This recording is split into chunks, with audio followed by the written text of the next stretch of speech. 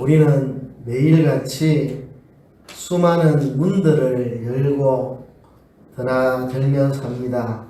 방문, 대문, 자동차문, 금고문, 옷장문, 회사문, 가게문, 수많은 문들을 열고 다니는데 문이 잠겨 있어서 문이 도무지 안 열려서 고생해 본 경험들 한 번씩 다 있으시죠, 그죠?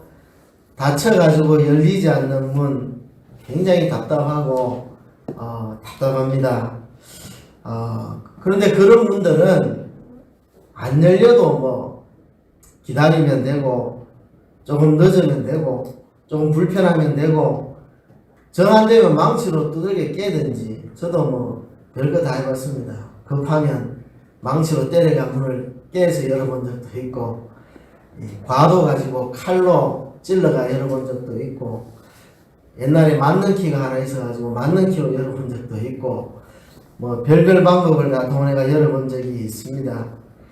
그런데 우리가 열지 못해서 정말 답답한 문이 있다면 자동차 문도 아니고 방문도 아니고 대문도 아니고 복음의 문, 전도의 문, 형통의 문, 기회의 문 이런 문들이 열려지지 않는 상황, 그것이 참 우리에게 답답하고 힘든 상황입니다. 개인에게든지 가정에게든지 교회에게든지 형통의 문이 닫혀버리고 복음의 문이 전도의 문이 닫혀버리고 기회의 문이 닫혀서 열리지 않을 때 심히 답답합니다. 근데 그건 우리가 망치로 두드린다고 열 수 있는 것도 아니고 칼로 후빈다고 열어지는 것도 아니고 어디 맞는 길을 구해서 열 수 있는 것도 아니고 우리 힘으로는 열 방법이 없습니다. 어떻게 하면 이러한 문들을 열 수 있을까? 어떻게 하면 우리 앞에 닫힌 문이 아니라 열린 문을 만날 수가 있을까? 내 개인에게, 가정에게, 교회에게 전도의 문이 열리고 복음의 문이 열리고 기회의 문이 열리고 형통의 문이 열리게 할 수 있는 방법은 없을까? 오늘 여러분들하고 그 문제에 대해서 생각을 해볼 것입니다.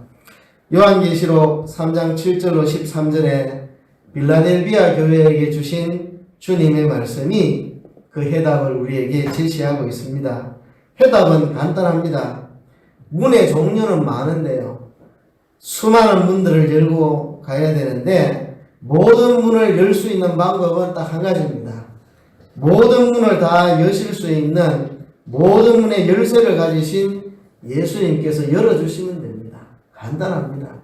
어떻게 하면 우리는 우리 앞에 열린 문을 만날 수 있을까?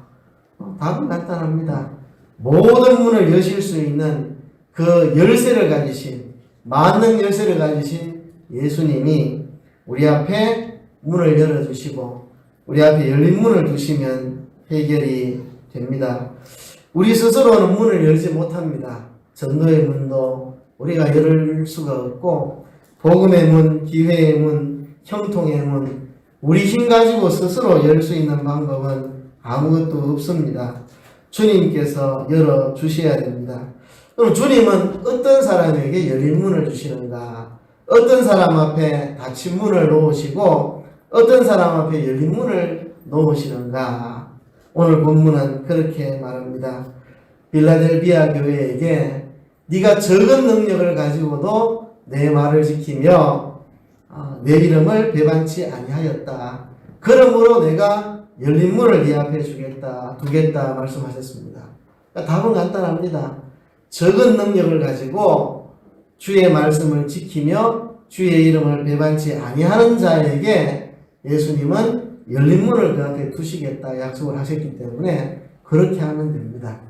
적은 능력 가지고 내가 돈이 없어도 괜찮고 외모가 못생겨도 괜찮고 학벌이 없어도 괜찮고 세상에서 유명하지 않아도 괜찮고 실력이 많지 않아도 괜찮고 내게 있는 적은 능력 돈도 적고 지식도 적고 실력도 적고 그 적은 능력 가지고 내 있는 힘을 다 기울여서 적은 능력이지만 다 끌어모아 가지고 그 적은 능력 가지고 예수님의 말씀을 지키고 예수님의 이름을 배반치 아니하려고 애쓰는 사람이 되면 하나님이 그 사람 앞에는 열린 문을 두시겠다, 그런 약속을 하셨습니다.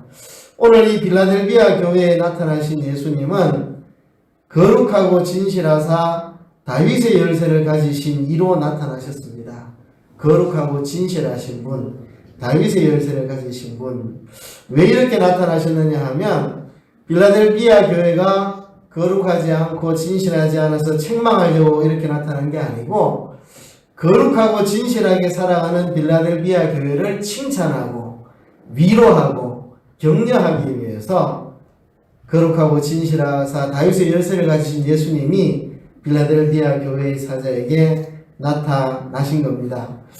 자, 오늘 이 본문을 이해하려면 네 장면을 겹쳐서 봐야 됩니다. 네 장면을 겹쳐 봐야 됩니다.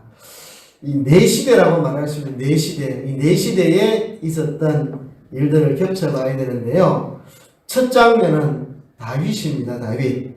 오늘 본문에 거룩하고 진실하사 다윗의 열쇠를 가지신 이가 가라사대에 그랬거든요. 다윗의 열쇠를 가지시니 다윗의 열쇠가 뭘 뜻하는가? 자, 다윗의 시대로 가봅니다. 이게 첫 장면입니다. 다윗은 파란만장한 인생을 살았습니다. 그 앞에 수많은 문들이 가로막고 있었습니다. 그가 양을 칠 때 곰이 양을 잡아먹으려고 그러고 사자가 양을 잡아먹으려고 그러고, 그러한 현실을 통과해야 됩니다. 그죠? 그때 주님이 다윗에게 열린 문을 주셨죠. 사자와 싸워 이기고 양을 지켜내고, 곰과 싸워서 이기고 양을 지켜내고 열린 문을 주신 거죠. 골리앗과의 싸움에 나갈 때 골리앗하고 다윗하고 상대가 되겠습니까? 그러나 하나님께서 열린 문을 주셨습니다. 적장 골리앗을 죽이고 전쟁을 승리로 이끌었죠. 그죠? 그래서 왕에게 발탁이 되고 군대 장관이 되고 그에 가는 길에는 항상 열린 문이 있었습니다. 그런데도 왕이 그를 미워해서 그는 도망자 신세가 됐는데 블레셋으로 도망갔다가 죽을 뻔했습니다. 블레셋 장군 골리앗을 죽인 사람인데 블레셋에 도망가면 환영할 리가 없잖아요. 그래서 블레셋 왕 앞에서 죽을 뻔했는데 그가 식은땀을 흘리며 하나님 앞에 간절히 기도했고 탈출에 성공을 합니다. 탈출에. 블레셋 왕궁에서 탈출하는 데 성공을 합니다. 이따 하나님이 열린 문을 주신 겁니다. 안 그러면 블레셋 왕의 마음만 탁 움직이면 단칼에 다윗은 목이 날아갈 상황입니다. 지금 블레셋 궁전에서 다윗이 어떻게 도망갈 방법이 없잖아요. 이 사람이 골리앗 죽인 사람이네. 탈로가 나고 도망갈 방법이 없는데 하나님이 열린 문을 주셔가지고 다윗이 미친 척 했는데 그게 통했습니다. 미친 척 한다고 다 통하는 건 아니잖아요. 그죠? 미친 척 하는 것이 통했는데 그게 다 하나님이 다윗에게 열린 문을 주신 겁니다. 사울이 다윗을 죽이려고 군사를 끌고 얼마나 쫓아다니는데 다윗은 사울의 손에 잡혀 죽지 않아요. 하나님이 열린 문을 주십니다. 어떨 때는 산을 놓고 사울이 이 편으로 가면 다윗은 이 편으로 가고 진짜 일촉즉발. 제가 이 청년 시절, 학생 시절 이 다윗의 생애를 도표로 그려 연구할 때 진짜 손에 땀이 나고 오금이 저리더라고요. 실제로 성경을 그냥 근성으로 안 읽고 지도를 봐가면서 그 상황을 진지하게 살펴보니까 오금이 저리더라고요. 산하늘 사이에 놓고 사울은 이쪽으로 하고 다윗은 이쪽으로 하고 정말 아슬아슬한 일촉즉발. 하나님께서 형통한 길을 주셨죠. 형통한 길, 열린 문을 주셨습니다. 어떨 때는 다윗이 숨어있는 굴에 사울의 군대가 들어와서 쉬기도 하고 참 항상 하나님이 다윗에게 열린 문을 주셔서 사울이 다윗을 못 죽입니다. 그리고 다윗은 큰 무리의 우두머리가 되고 유다 지파의 왕이 되고 이스라엘 12지파의 왕이 되고 그동안 이스라엘을 괴롭히던 주변의 수많은 나라들 민족들을 다윗이 전쟁에 나가서 다 물리치고 평화의 시대가 도래하도록 만들었죠. 항상 다윗 앞에는 열린 문이 있었습니다. 다윗은 전쟁에 나가면 백전백승이지 패하는 적이 없습니다. 항상 그 앞에는 열린 문이 있습니다. 전쟁에 패하는 법이 없습니다. 그러니까 하나님께서 다윗에게 열린 문을 주셨습니다. 열린 문을. 이게 바로 다윗의 열쇠입니다. 다윗의 열쇠. 항상 하나님이 그 앞에 열린 문을 주시는 거. 다윗이 어떻게 해서 그렇게 될 수 있었는가? 하나님이 다윗만 편애하시는가? 다윗에게만 그렇게 하시는가? 왜 하나님 다윗에게 그렇게 하셨는가? 거룩과 진실에 있어요. 거룩과 진실. 다윗은 거룩하고 진실하게 살았습니다. 거룩은 구별하는 겁니다. 구별하는 거. 이게 옳은 거냐 틀린 거냐, 이게 하나님의 뜻이냐 사람의 뜻이냐, 이게 세 사람의 생각이냐 옛 사람의 생각이냐, 이게 죄냐 의냐, 이게 성경적이냐 비성경적이냐, 이게 하나님의 뜻이냐 아니냐, 이게 하나님이 기뻐하실 일이냐 하나님 진노하실 일이냐, 모든 일을 구별하고 또 구별하고 구별한 데서 옳은 걸 찾았으면 거기서 또 구별하고, 또 그 중에 옳은 걸 찾았으면 그걸 또 구별하고, 그 중에 또 구별하고, 그래서 점점 옳은 것을 찾아 구별해서 나가는, 이게 거룩입니다. 거룩. 이 성도의 삶은 거룩한 삶이어야 됩니다. 항상 구별해서 살아가는 거. 다윗은 거룩하게 살았습니다. 항상 구별해서. 도망을 갈 때도 항상 하나님의 뜻인지 물어봤습니다. 도무지 도망갈 데가 없어가지고 모압 땅으로 도망을 갔는데, 하나님 모압 땅으로 도망가는 게 하나님의 뜻입니까? 아니다. 이스라엘로 들어오는 게 내 뜻이다. 그럼 들어옵니다. 들어오면 잡혀 죽을 건데 그래도 들어옵니다. 그러니까 항상 하나님 앞에 이게 하나님의 뜻이 아닌지 철저하게 구별하고 하나님께 물어보고 하나님의 뜻을 찾아서 거룩한 삶을 항상 구별해서 다윗이 살았고, 진실은 뭐냐 하면 구별하고 또 구별해서 찾아낸 참된 거, 그게 진실입니다. 또 구별해서 이게 가장 참된 것이다. 이게 정말 하나님의 진실한 뜻이다. 이게 참 하나님의 참이다. 그거를 찾았으면 그거를 끝까지 붙잡고 놓지 않는 것. 그것 때문에 핍박이 와도 환난이 와도 비방이 와도 조롱이 와도 손해를 봐도 경제적인 어려움이 와도 그것 때문에 내가 사람들 앞에 매장을 당하고 경제적인 피해를 보고 뭐 어떤 일이 있어도 하나님 앞에 이게 참이라고 붙잡은 그 참, 그거를 죽어도 놓지 않는, 구별해서 찾아낸 하나님의 참된 뜻, 그거를 절대 놓지 않는 거, 이게 바로 진실입니다. 다윗이 그렇게 살았습니다. 그렇게. 다윗의 원수를 죽였다고 하면서 칭찬 들을까 싶어서 찾아온 사람을 다윗이 죽여버렸죠. 그죠? 네가 하나님의 기름 부음 받은 사람을 죽이기를 그렇게 쉽게 생각했느냐 하고 죽여버렸습니다. 이게 구별해서 이게 하나님 기뻐하지 않는다. 기름 부음 받은 하나님의 종을 내 손으로 죽이는 게 하나님 기뻐하지 않는다. 구별해서 옳은 걸 찾았으면 그거를 흔들리지 않았습니다. 다윗이 사울을 죽일 수 있는 기회가 있었는데 신하들이 죽이자고 그만큼 해도 구별해 보니까 기름 부음 받은 하나님의 종을 내 손으로 죽이는 건 하나님의 기뻐하시는 바가 아니다. 딱 참을 찾았으면 그 참을 양보하지 않고, 신하들이 저 죽일 기회인데 사울 안 죽이면 우리가 다 죽는데 지금 죽느냐 상황에서 지금 그런 거 따질 때냐고 해도 다윗은 요동하지 않고 그 진실을 지켜나가는 거죠. 그러니까 다윗이 거룩하고 진실하게 살았습니다. 그래서 다윗의 앞길은 항상 열린 문이 있었고, 그가 가는 길에는 닫힌 문이 없습니다. 항상 열린 문만 있습니다. 왜? 거룩하고 진실하게 사는 다윗에게 하나님 열린 문을 주셨으니까. 그죠? 이게 첫 장면입니다. 이제 두 번째 장면입니다. 예수님이 이 땅에 오셨습니다. 예수님이. 다윗은 사실상 예수님을 예표한 인물입니다. 구약의 인물들 중에 오실 예수님을 우리에게 보여주는 예표적인 인물이 다윗입니다. 그래서 다윗의 후손으로 예수님이 오셨는데요.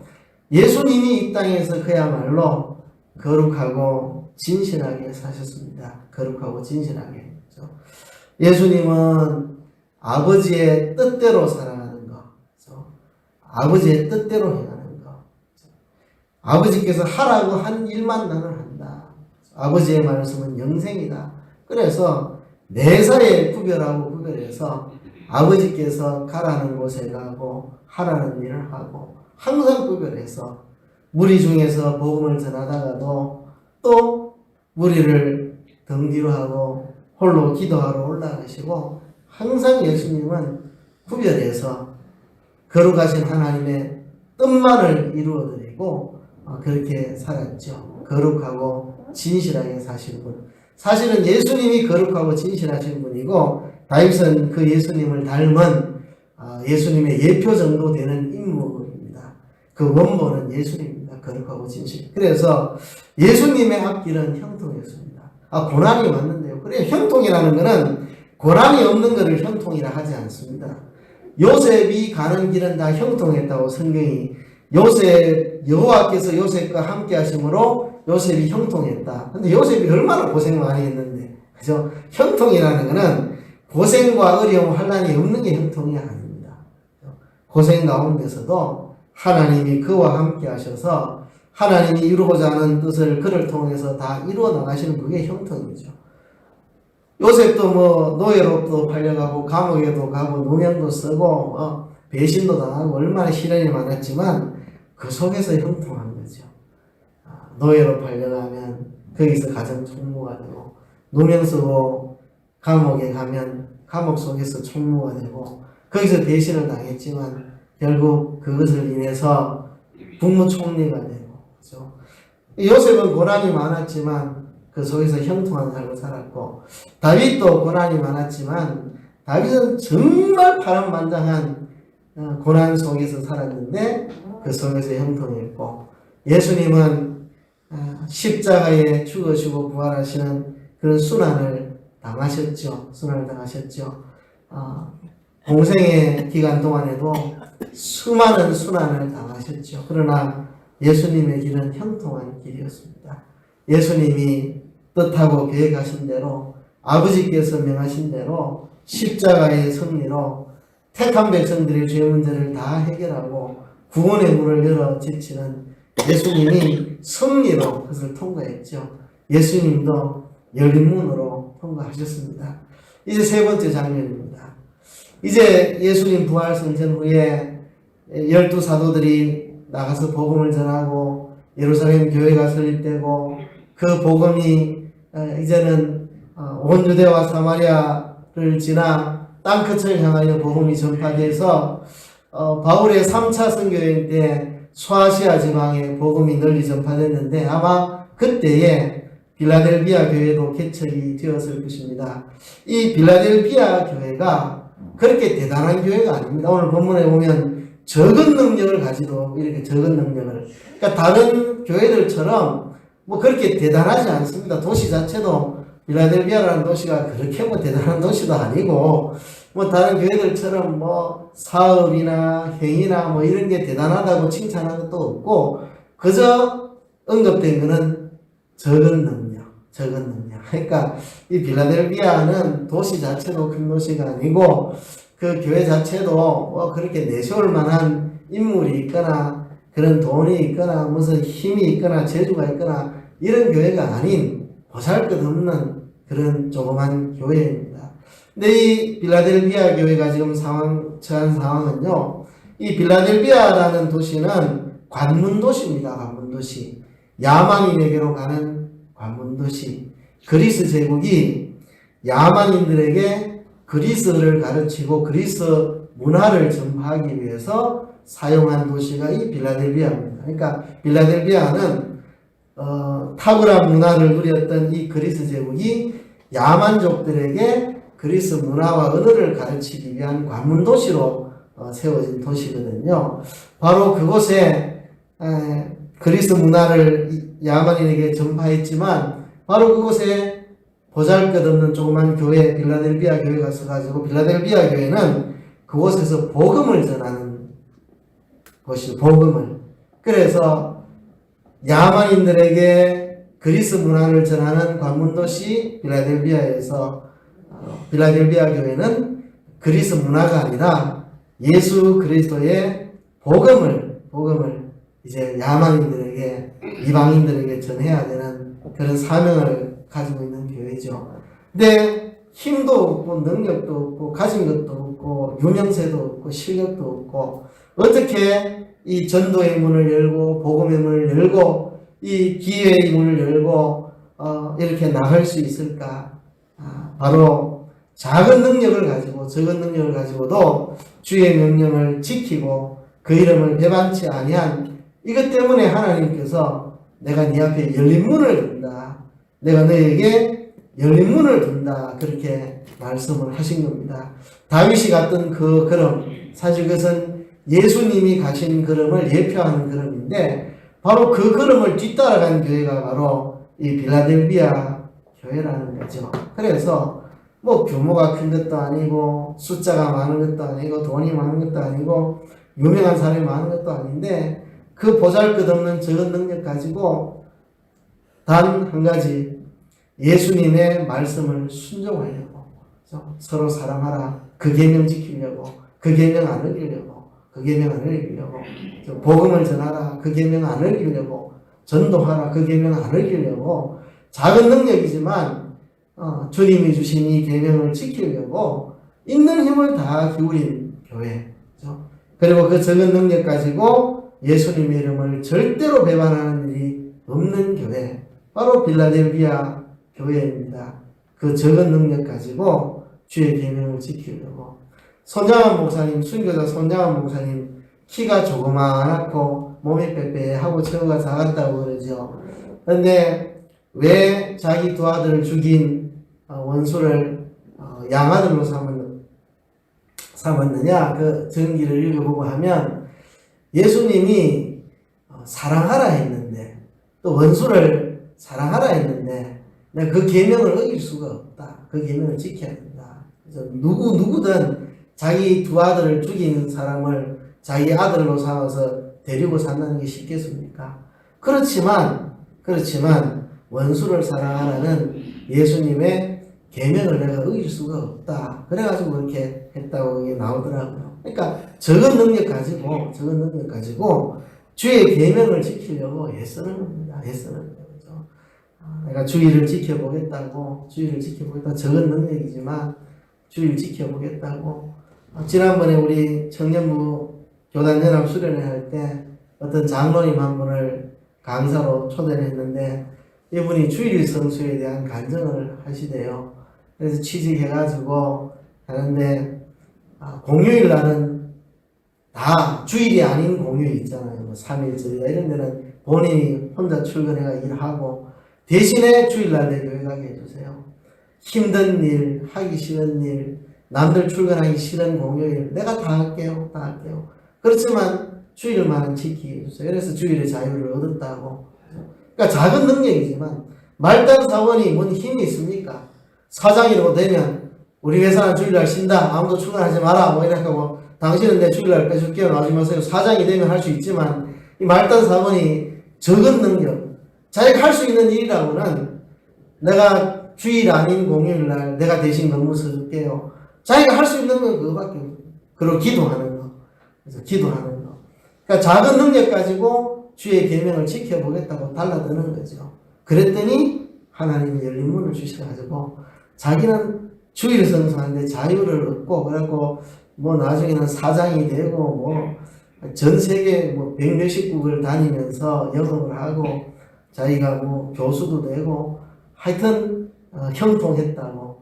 자기는 그 말단 사원으로 취직해가지고 주의 계명 지켜보겠다고 그렇게 했는데 하나님이 그걸 기뻐하셔가지고 그를 그렇게 높이 드셨다 이렇게 이야기 간증을 하더라고요. 그러니까 적은 능력 가지고 주의 계명 지키겠다고 몸부림치면서 있는 힘 다 기울이는, 있는 거 다 기울이는 그 사람에게 하나님이 열린 문을 주시겠다.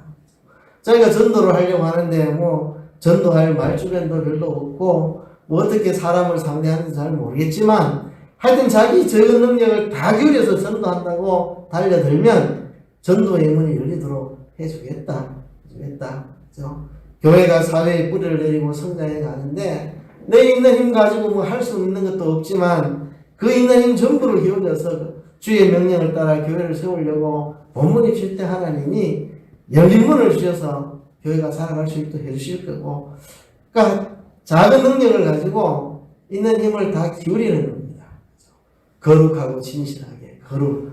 내가 작은 능력이지만 구별해서 하나님의 기쁘신 참된 뜻을 찾아 그 찾은 것을 끝까지 놓지 않는 진실, 이 같은 말입니다. 거룩하고 진실하다는 말이나 작은 능력으로도 내 말을 지키고 내 이름을 배반치 않았다, 그 말이나 같은 말입니다. 거룩하고 진실한 사람이 결국 적은 능력을 가지고도 주의 계명을 지키고 주의 이름을 배반치 않는 거죠. 그렇게 해서 빌라델비아 교회는 형통한 교회가 되었다는 것입니다. 이제 네 번째 장면입니다. 오늘 우리입니다. 우리 그죠? 여러분 앞에 열린 문이 있기를 원합니까? 하나님 여러분들 앞에 열린 문을 두시기를 원하십니까? 답은 이겁니다. 거룩하고 진실하게 살아가는 거. 거룩하고 진실하게 살아가는 거. 그죠? 내가 힘은 적지만 내 있는 힘 다 기울여서 거룩하게 구별하고 또 구별해서 그래 살아가는 겁니다.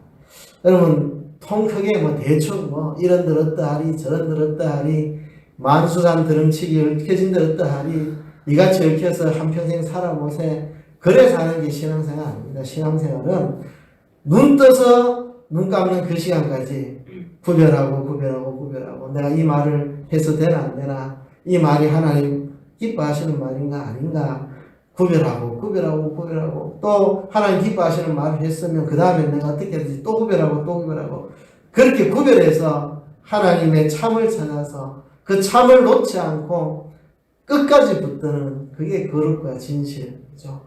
그렇게 살아가는 사람에게는 하나님이 열린 문을 주시겠다고 약속하셨습니다. 제가 하도 간증을 많이 해서 귀에 딱지 앉으셨을 텐데요. 오늘 본문이 나와서 어쩔 수 없이 또 이야기해야 되겠습니다. 제가 군에 갈 때 주일 성수 하게 해달라는 기도를 하고 갔는데요. 주일 성수를 도무지 할 수 없는 불가능한 부대에 떨어져가지고 저는 눈만 뜨면 이 구절 외우고 다녔습니다.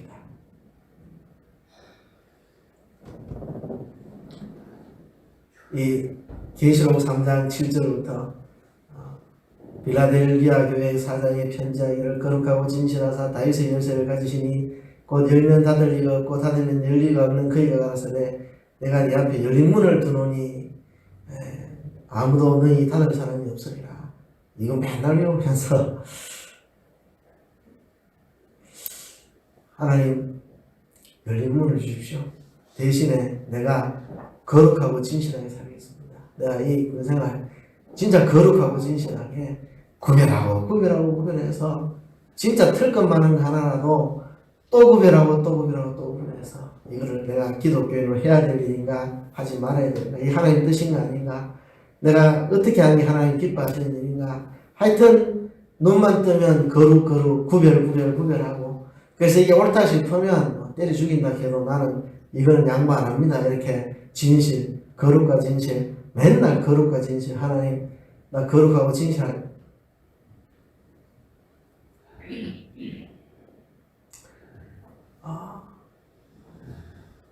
살겠습니다. 뭐 내가 힘이 있습니까? 이등병, 이제 군에 갔더란 이등병이 그렇지만 작은 능력을 가지고 주의 말씀 지키려고 힘쓰는 자에게 열린 문 준다 하셨으니까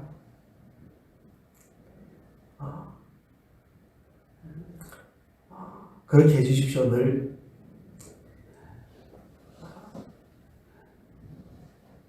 그랬었죠.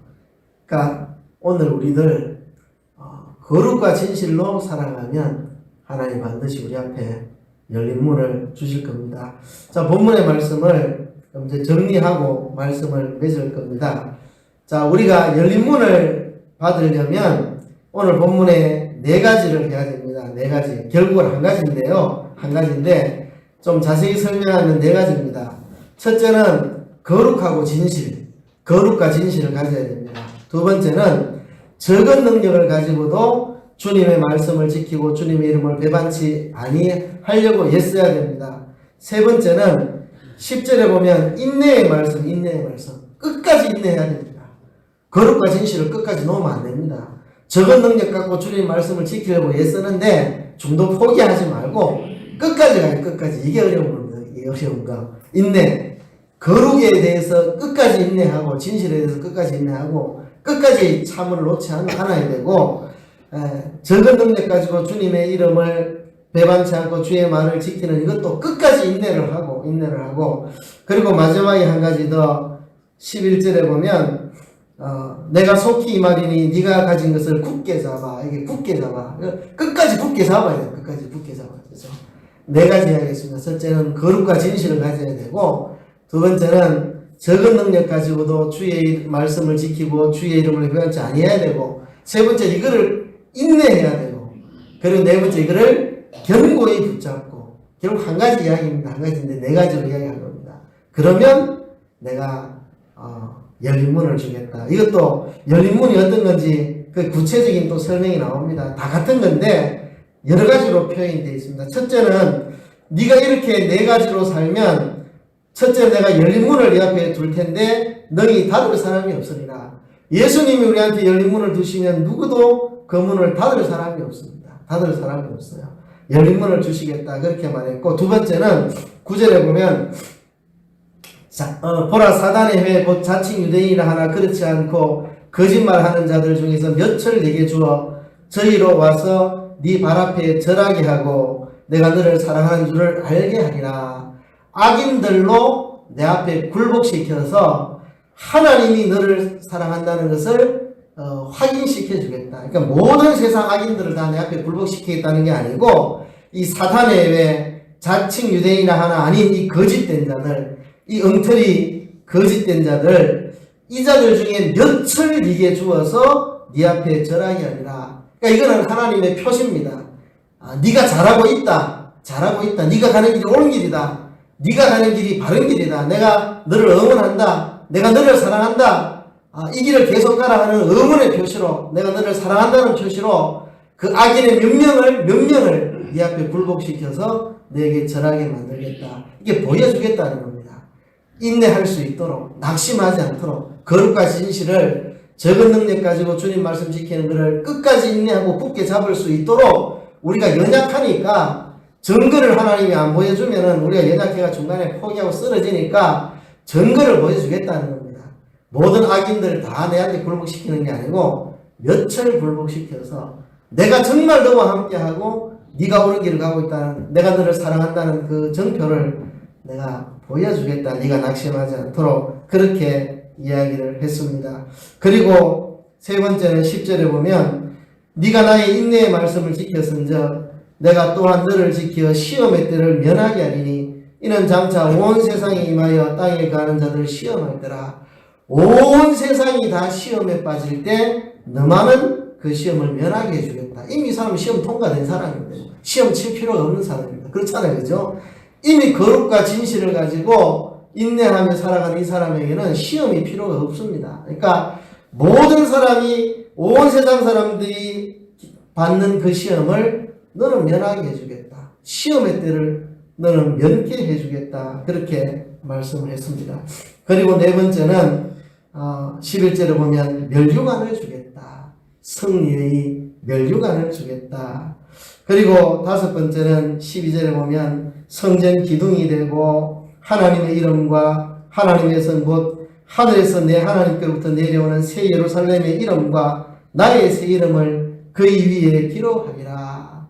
우리에게 하나님의 이름을 하나님의 성 새 예루살렘의 이름을 그리고 예수님의 이름을 우리 위에 기록해 주겠다. 왜? 예수님이 거룩하고 진실하신 분인데 나도 똑같이 예수님하고 똑같이 거룩하고 진실한 길을 가니까 이 동질이잖아요. 동질. 예수님이 거룩하고 진실한 분인데 빌라델피아 교회가 예수님하고 똑같이 거룩과 진실한 길을 가니까 예수님하고 완전히 하나 된 동질이니까 그 위에다가 하나님의 이름, 하나님의 성, 새 예루살렘의 이름, 예수님의 이름을 기록하겠다. 그렇게 말씀을 하신 거거든요. 그래서 네 가지를 하면 다섯 가지를 주겠다 약속했습니다. 그 네 가지가 뭐냐? 첫째, 거룩과 진실. 둘째, 적은 능력 가지고 주의 말씀을 지키고 주의 이름을 배반치 않은 거. 세 번째, 그것을 계속 인내하는 거. 네 번째, 끝까지 굳게 그것을 잡는 거. 이 네 가지는 결국 한 가지인데요. 이걸 하면 다섯 가지를 주겠다. 아무도 닫을 수 없는 열린 문을 내 앞에 줄 것이다. 그리고 네가 바른 길을 가고 있다. 내가 너를 사랑한다는 것을 정명히 보이기 위해서 악인들 몇을 내 앞에 굴복시키게 해서 정표를 보여주겠다. 네가 낙심하지 않도록 그렇게 해주겠다. 그리고 너는 더 이상 시험이 필요 없는 옳은 길을 가고 있으니까 온 세상이 시험을 당하는 시험에 대해 너는 그 시험을 면하게 해주겠다. 그리고 멸류관을 주겠다. 그 수고에 대해서 그 인내에 대해서 내가 멸류관을 주겠다. 그리고 마지막으로 너는 예수님의 거룩과 진실과 완전히 동질인 사람이니까 하나님의 이름, 새 예루살렘의 이름, 예수님의 이름을 그 위에 기록하겠다. 그렇게 하신 거예요. 이게 바로 거룩하고 진실하게 살아가는 성도들에게 약속하신 주님의 약속입니다. 여러분, 뭔가 내 앞에 막혀 있는 것 같고 뭔가 돌파되지 못하고 닫혀 있고 답답하고 내 힘으로 열 수 없는 막힌 문이 여러분 앞에 있다면 열 수 있는 열쇠는 딱 하나입니다. 거룩과 진실, 거룩과 진실 이 한 가지입니다. 거룩과 진실로 여러분 앞에 모든 닫힌 문들을 주님을 통해 열어 형통하게 하시는 여러분 되시기를 주의 이름으로 축복합니다.